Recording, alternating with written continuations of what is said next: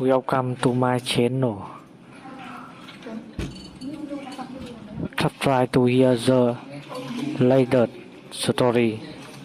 She told me, "Let's put all the wedding savings in my bank account. It'll be simpler to manage." 1 week later, she called the wedding off and jetted away on a girl's getaway. What she forgot was that I still had full access to that account.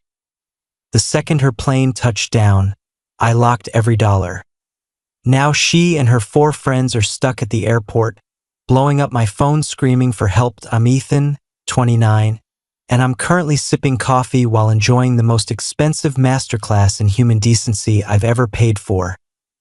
Tuition fee, roughly $20,000. Entertainment value, absolutely priceless. Haley and I were scheduled to walk down the aisle this coming Saturday. Keyword, we'd been a couple for 4 years, engaged for 12 months, and I honestly believed we were rock solid. About 3 months ago, Haley came to me with what sounded like a practical idea. "Ethan, we're bouncing money all over the place for vendors. Let's just open one dedicated wedding fund. I'll set it up at my bank and we'll both feed into it."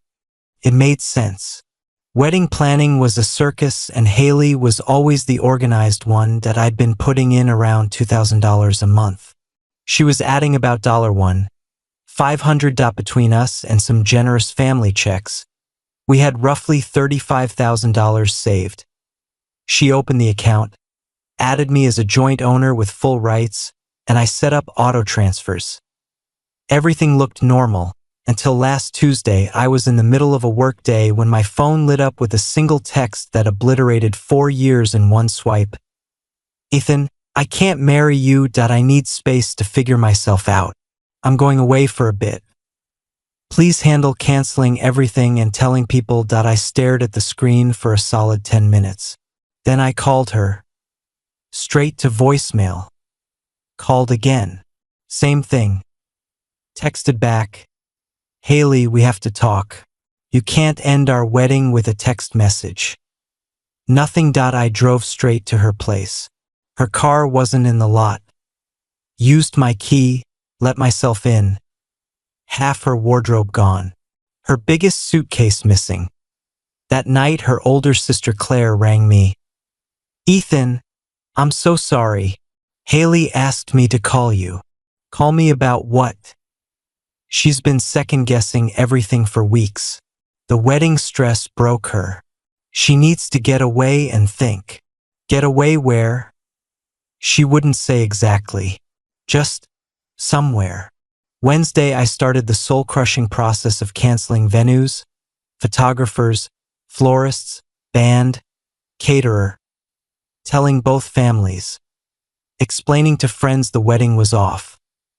Most deposits were non-refundable. We ate about $12,000 in fees alone. Thursday, I was buried in phone calls when Instagram pinged. Haley had posted a story. Her and all 4 bridesmaids at the gate, sunglasses on, tropical outfits, designer bags. Location tag, Miami International. Next story, on the plane, 5 champagne flutes clinking, caption, "Girls' trip we all deserved. Choosing me today." I screenshotted every single one before they vanished, so let me make sure I've got this right. She needed space to think. So she immediately flew 5 people to Miami for a luxury weekend. Friday morning curiosity got the better of me. I logged into our joint wedding savings to see what was left after the cancellations. That's when I noticed the damage that in the last 72 hours Haley had pulled 2 separate $3,000 cash withdrawals and moved $8,500 straight to her personal checking. She'd siphoned off $14,500 of wedding money to bankroll this trip. I was on the phone to the bank within 30 seconds. "This is Ethan Carter. I need to empty my joint savings account today. Dollar amount, sir? Every cent that's still in there." I drove to the branch that afternoon, withdrew the remaining $20,500, my entire contribution plus interest, closed the account, and sent Haley's monthly contributions, $1,500 times however many months, straight to her personal account with the memo, "Your share, as requested." She never considered that as a joint owner I could legally drain it whenever I wanted. Friday night her Instagram stories were pure flex. Rooftop dinners in South Beach, $30 cocktails, shopping bags from Ball Harbor. All of it about to become very, very expensive. I went to sleep knowing Saturday, our original wedding day, was going to be legendary. Update 1, Saturday morning, the day we were supposed to say, "I do," 8:47 a.m. Haley calling 9:12 a.m. Haley again 9:27 a.m. Text, "Ethan, call me. My cards are being declined." 9:41 a.m. Unknown Miami number. I finally listened to the voicemails over breakfast. First, calm confusion. "Something's wrong with the account. Call me." Second, panic rising. "This isn't funny. The hotel is asking for a new card and the balance looks wrong." Third, one of the bridesmaids. "Ethan, this is Brooke. Haley is freaking out. Everything is declined. Help." Checked Instagram. 7:30 a.m. story. 5 of them at $1.90 a person beach brunch, living their best life.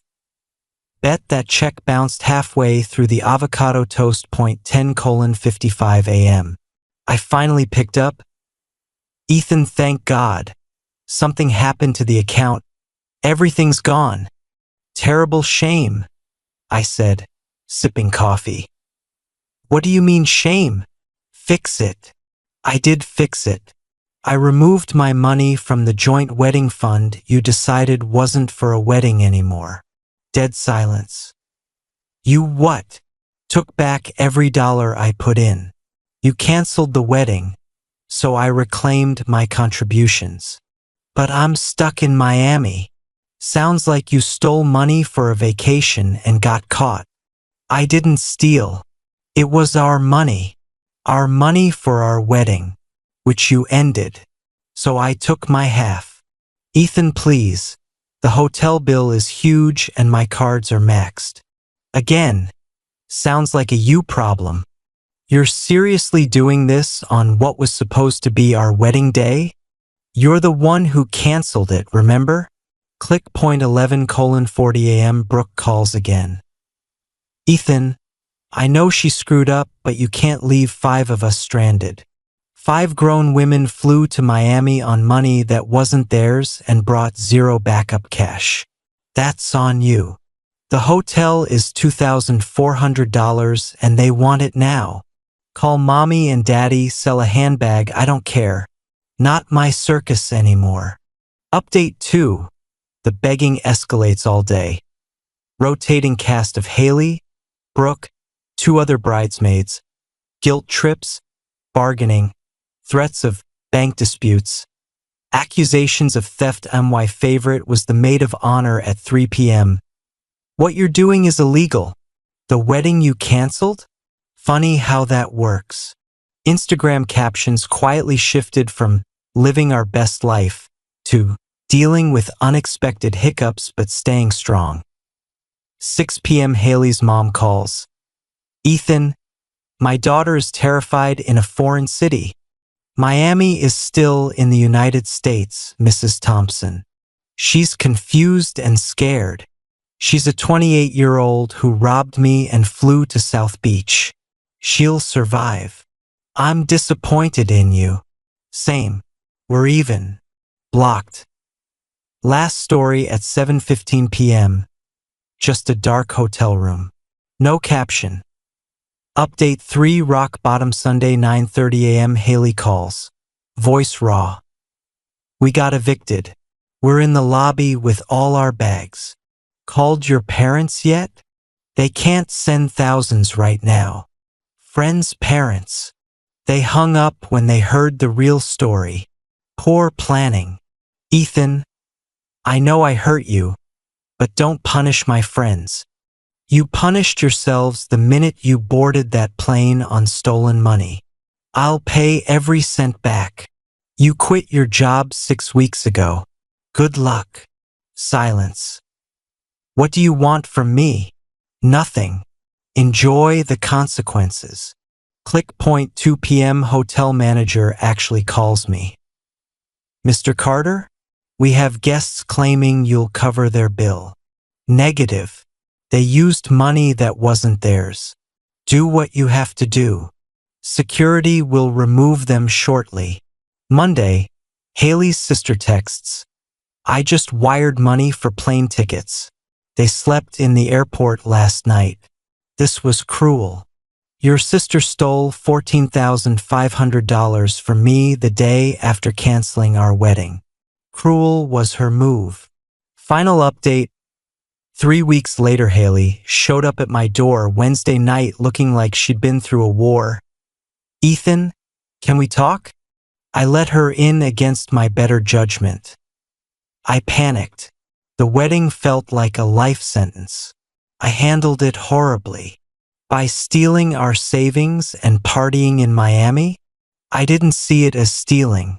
I saw it as using money we already had. Money for a wedding that no longer existed. I want to make it right. I'll get a job and pay back every dollar. And until then, can we try again? I laughed out loud.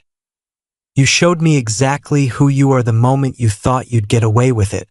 That's not the real me. That's 100% the real you. When pressure hit, you ran and robbed me blind. We're done. She left in tears. I used the $20,500 I pulled out as the down payment on a new condo.